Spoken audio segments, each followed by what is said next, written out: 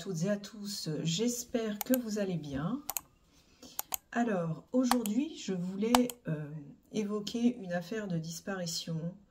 Alors voilà, je vais tenter de résumer les faits, l'enquête judiciaire, avec mes modestes moyens.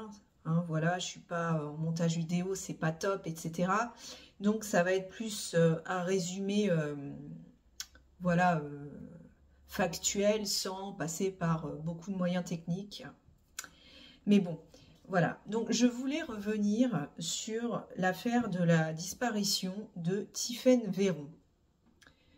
Donc voilà, je vais vous exposer un résumé des faits, les circonstances de sa disparition, comment l'enquête a été traitée par les policiers nippons, comment ça s'est passé au niveau de l'enquête policière française, est-ce qu'il y avait une communication entre les deux services de police, les incohérences qui sont pointées, etc., etc. Je vais essayer de retranscrire ça à peu près dans un ordre chronologique.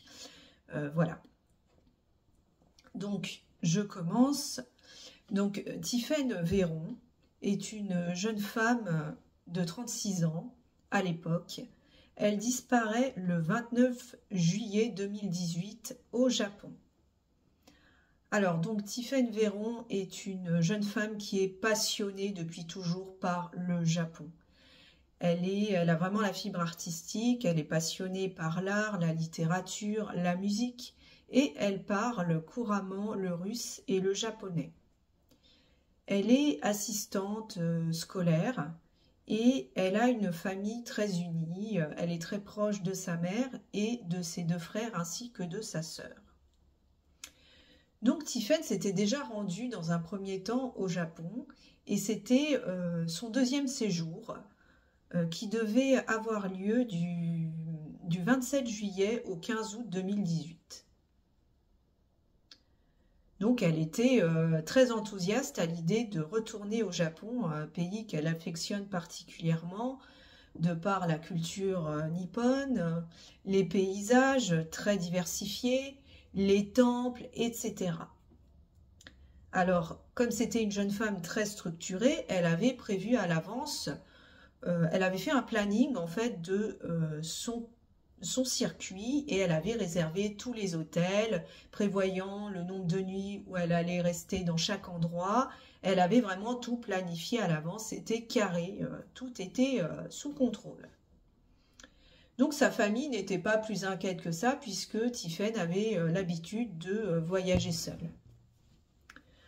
Alors concernant l'arrivée au Japon, donc elle arrive le 27 juillet 2018 à Tokyo et le 29 juillet, 2 jours plus tard, elle prend le train pour se rendre dans la petite ville de Nikko, une petite ville qui se situe à 150 km environ au nord-est de Tokyo.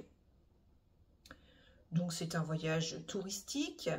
Elle a prévu de séjourner 2 nuits à l'hôtel Turtle Inn à Nikko, un petit hôtel sans prétention, mais bien noté sur TripAdvisor, pour visiter en fait les temples.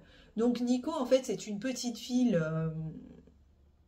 assez isolée, enfin isolée un peu dans la campagne, qui est très touristique. Et il y a énormément de touristes qui restent 1 ou 2 jours, qui sont de passage, pour visiter des lieux hautement touristiques tels que des temples, etc. Donc c'est une petite ville cernée par des forêts, des immenses forêts, des ravins. C'est un départ de circuits de randonnée, il y a tout un tas de randonnées, il y a tout un tas de temples à visiter, c'est très joli. Donc elle va arriver le 27 juillet au soir à Nikko, donc elle va prendre le train en fait, elle va prendre le train de Tokyo à Nikko, elle va arriver à la gare ferroviaire de Nikko, et là elle va effectuer le trajet gare jusqu'à l'hôtel à pied. Donc ça fait quand même une petite trotte, mais elle est très enthousiaste. Sur le chemin, elle prend des photos, elle s'émerveille du paysage, voilà. Donc elle arrive le soir à l'hôtel. Il faut savoir qu'elle a créé également un groupe familial sur WhatsApp, ce qui lui permet de dialoguer en temps réel avec ses proches dès qu'elle a du Wi-Fi pour les informer de tel endroit où elle se trouve et si tout se passe correctement. Voilà.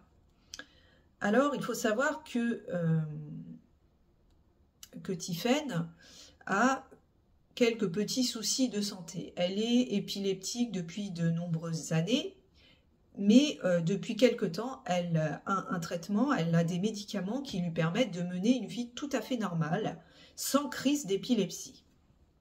Voilà, donc c'est un petit détail que je mentionne, mais qui aura son importance pour la suite. Donc voilà, tout se déroule parfaitement bien. Elle passe la nuit dans cet hôtel, donc elle a prévu d'y rester 2 nuits.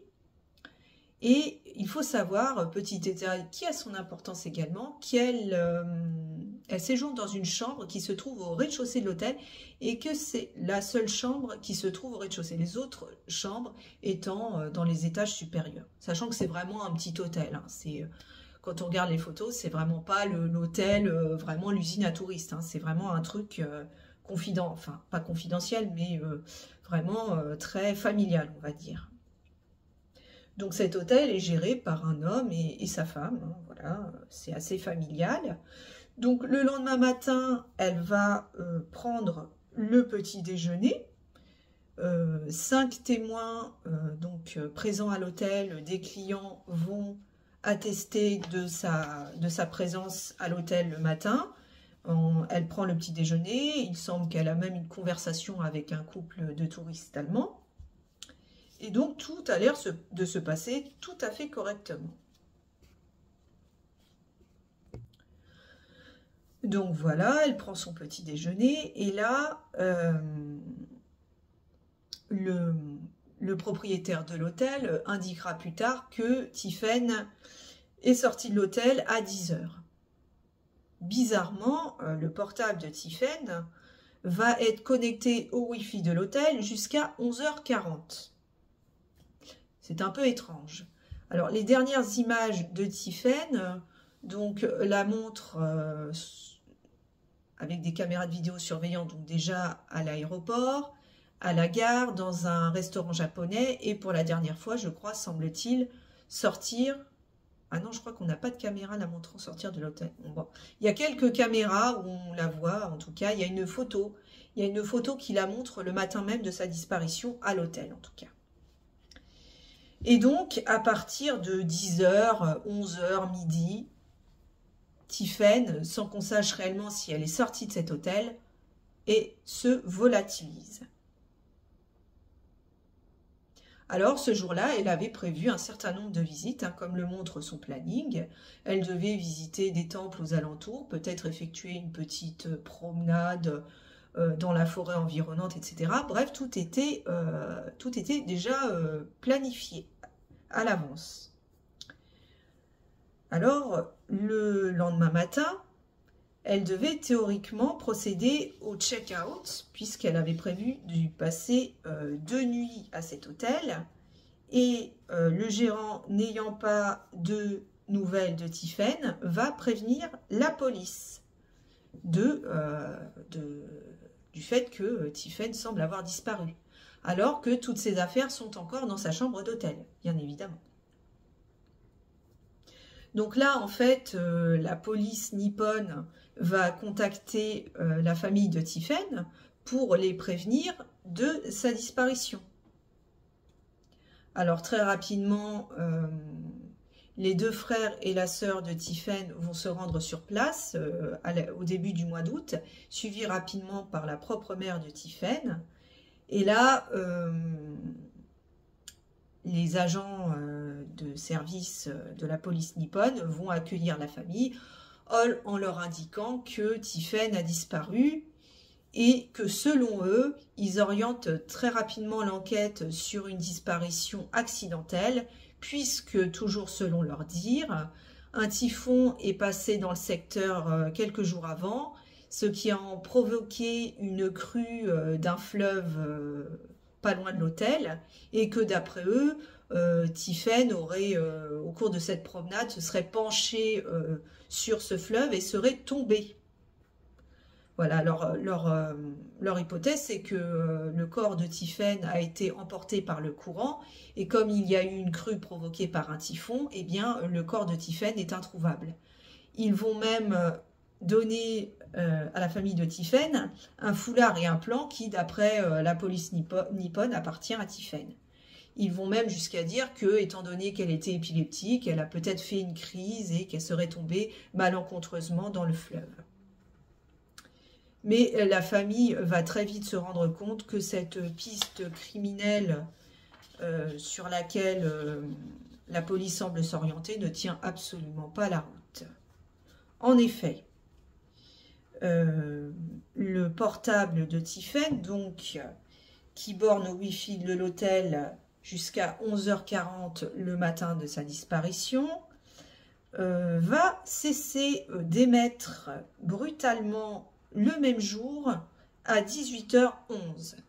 Donc à 18h11, le portable de Tiphaine va cesser brutalement de fonctionner, mais ça va être un arrêt brutal et dysfonctionnel. C'est-à-dire que ce n'est pas quelqu'un qui a éteint le portable manuellement, mais que cet arrêt brutal est dû soit le fait que le téléphone a été cassé, soit le fait que la batterie a été arrachée du portable, soit le fait que le portable soit tombé à l'eau. Voilà, ce qui paraît quand même assez étrange. Donc, sur l'insistance de la famille, donc la famille va se rendre à l'hôtel où Tiphaine séjournait, et là, bizarrement, les propriétaires de l'hôtel vont être très mal à l'aise en présence de la famille. Ils sont vraiment stupéfaits, ils ne s'attendaient pas à voir débarquer en fait la famille Tiphaine, et sont vraiment mal à l'aise, gênés, on sent qu'il y a quelque chose de louche.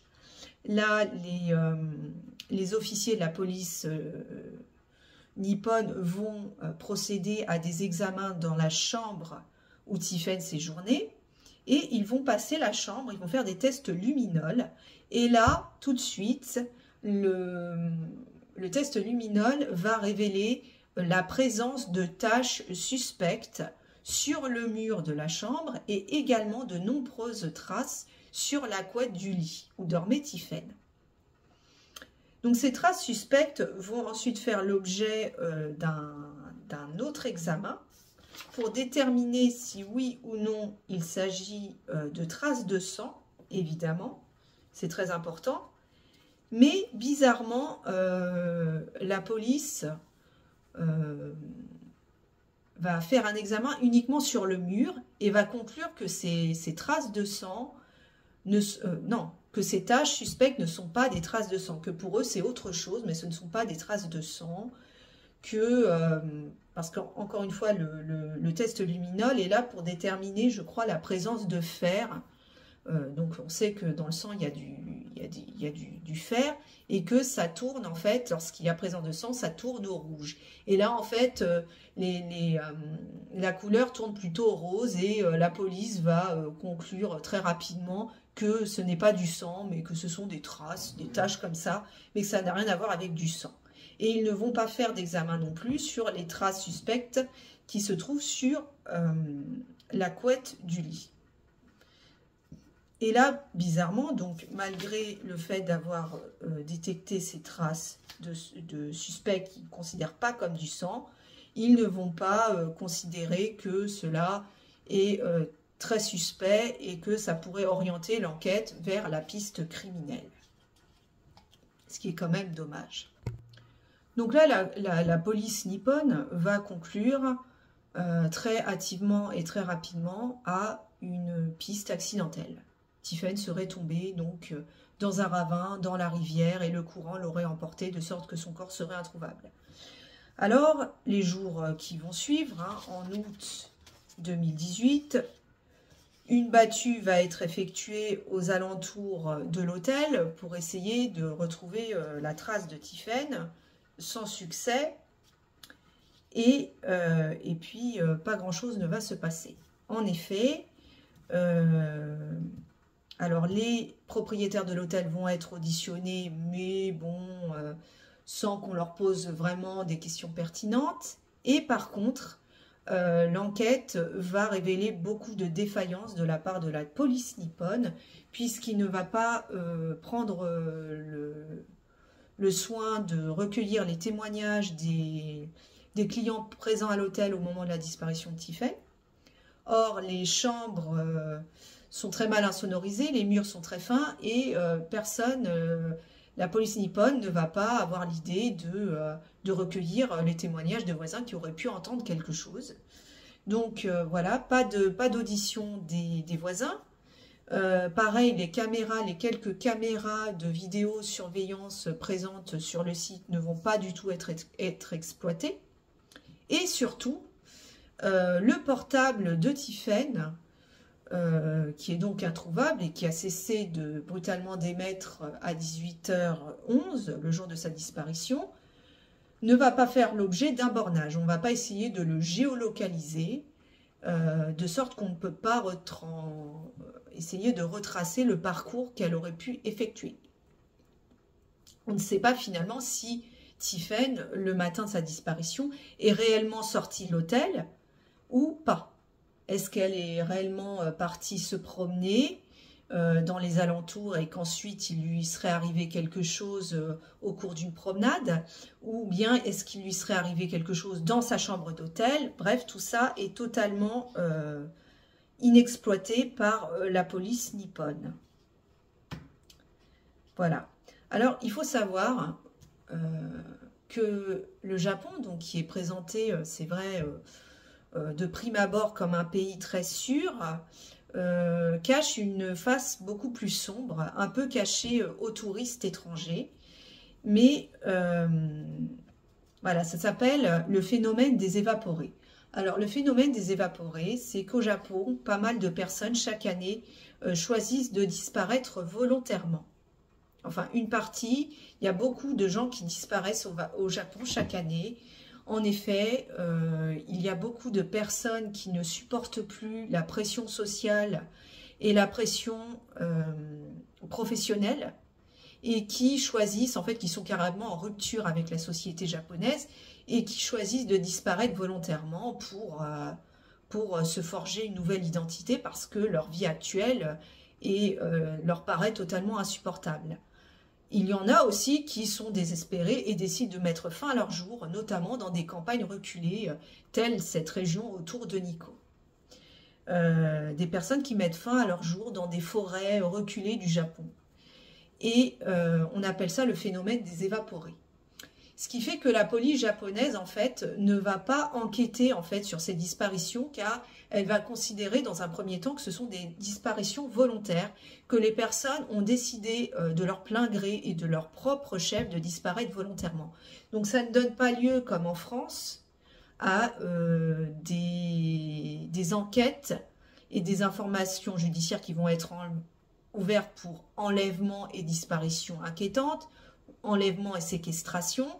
Non, la police japonaise va partir du principe que ces personnes sont parties volontairement, sauf si on leur met devant le nez des preuves irréfutables, concrètes, intangibles, comme quoi ces personnes ont fait l'objet d'un crime. Et dans ce cas-là, une enquête criminelle va être ouverte, mais il faut vraiment qu'on ait des arguments béton et solides pour que ce soit le cas. Et là, donc, du coup, dans le cas de la disparition de Tiffen Véron, ils vont considérer, alors là, ils ne vont pas considérer qu'elle a disparu volontairement, mais ils vont considérer que c'est un accident et ils ne vont absolument pas ouvrir d'enquête criminelle, tout simplement. Donc, ils ne vont pas investiguer, ils ne vont pas mettre les moyens efficaces en œuvre pour la retrouver, tout simplement. Voilà. Alors, évidemment, la famille de Tiffen va grandement s'impliquer suite à sa disparition. Faut savoir qu'un des frères de Tiffen, qui s'appelle Damien, a fait pas moins de 7 voyages au Japon pour essayer de retrouver sa sœur ou d'enquêter lui-même, en fait, tout simplement, devant l'inertie, en fait, des forces de l'ordre japonaises. Et donc, c'est très compliqué. Il faut savoir également que ces disparitions au Japon ne sont pas toutes volontaires. Et il existe une mafia parallèle au Japon qui consiste à en fait s'en prendre à des touristes isolés étrangers, notamment des femmes européennes seules ou qui viennent des États-Unis, et qui consiste en fait à les détrousser donc, et ensuite à les supprimer et se débarrasser du corps. La famille de Tiphaine va apprendre par les habitants de Nikko qu'il n'y a absolument pas eu de typhon les jours précédant la disparition et qu'ils vont avoir vent d'échos, de rumeurs qui indiquent que des corps démembrés ont été retrouvés dans le fleuve et notamment une femme décapitée. Donc tout ça n'est pas du tout rassurant, mais là encore une fois, la police nippone va rester motus et bouche cousue. Mais il semblerait qu'il y ait une organisation parallèle, une sorte de mafia qui s'en prenne à des touristes étrangers pour les dépouiller, et même encore un côté encore plus sombre de, pourquoi pas, trafic d'êtres humains sur fond de réseaux de prostitution ou bien de trafic d'organes. Et il semblerait même que certains services de police japonais soient de mèche avec certaines branches de cette mafia, ce qui expliquerait leur silence. Voilà. Alors évidemment, la famille de Tiphaine va contacter les forces de l'ordre françaises. Elle va contacter l'ambassadeur français au Japon pour essayer de faire évoluer l'enquête.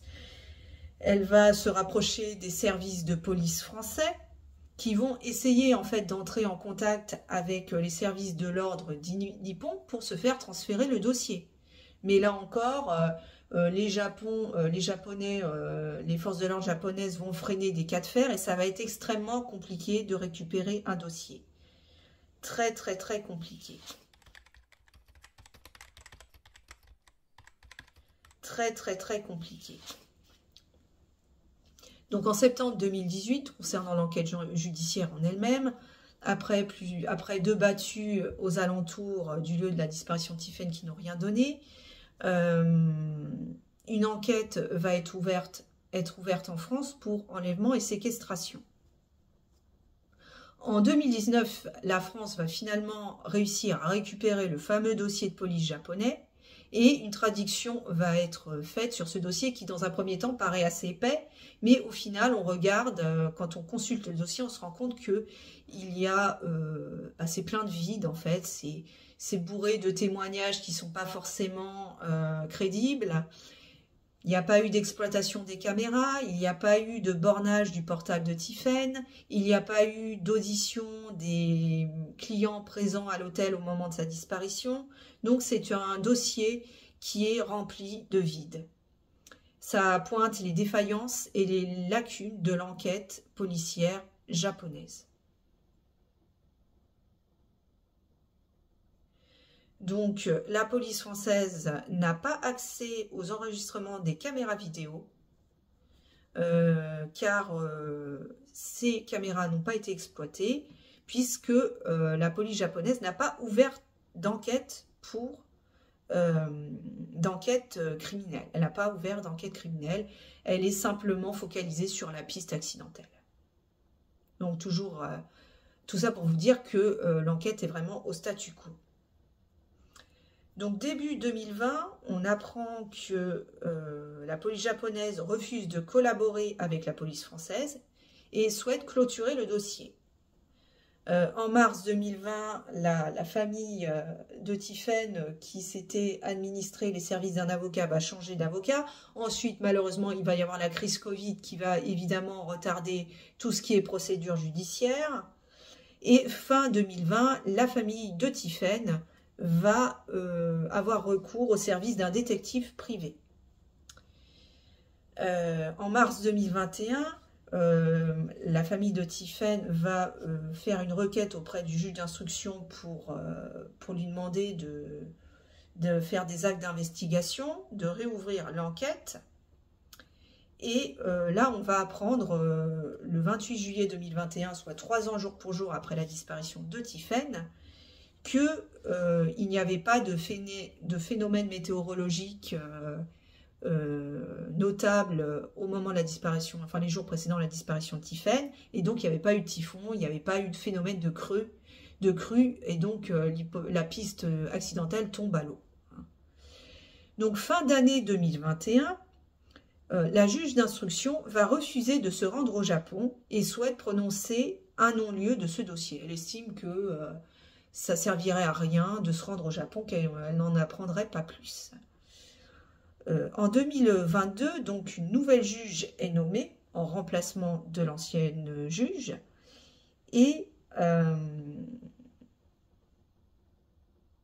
en octobre 2023, la nouvelle juge va estimer que le dossier peut être transféré au nouveau pôle Cold Case qui vient d'être créé au tribunal judiciaire de Nanterre. Donc le dossier de Tiphaine Véron va être transféré dans la cellule Cold Case, ce qui va permettre de continuer les investigations.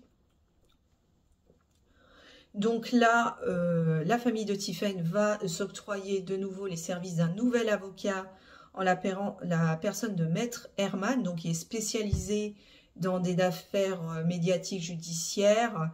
Elle a notamment défendu les victimes d'Émile Louis et elle est très impliquée dans tout ce qui est affaires de cold case, disparition, etc. Il faut savoir que la famille de Tiphaine s'est énormément impliquée dans l'enquête. Elle a essayé de mener l'enquête par ses propres moyens, donc a fait de nombreux séjours au Japon, et notamment le frère de Tiphaine, Damien, a sorti un livre concernant la disparition de sa sœur. Il a créé également une association qui permet aux victimes de rechercher leurs proches disparus et il bénéficie du soutien de l'ONU. Malheureusement, donc 5 ans après la disparition de Tiphaine, plus de 5 ans après, l'enquête est au point mort.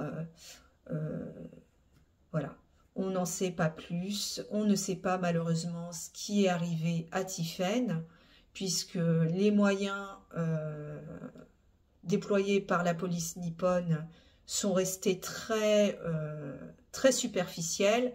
Elle n'est pas allée au fond des choses et voilà, c'est comme si elle avait caché finalement, elle avait voulu cacher ce qui aurait pu arriver à Tiphaine.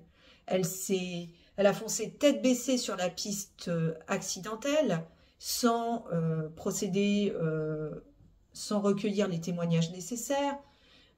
Ces fameuses traces luminoles qui peuvent éventuellement révéler des traces de sang et qui, en fait, l'examen luminol a été effectué par la police nippone en présence du frère de Tiphaine, Damien, et celui-ci a noté en fait que les traces de sang se trouvaient dans le bas, surtout sur le bas de la pièce, ce qui pourrait coïncider avec le fait que Tiphaine était allongée sur le lit et qu'elle aurait reçu des coups, en fait, des coups au niveau du crâne.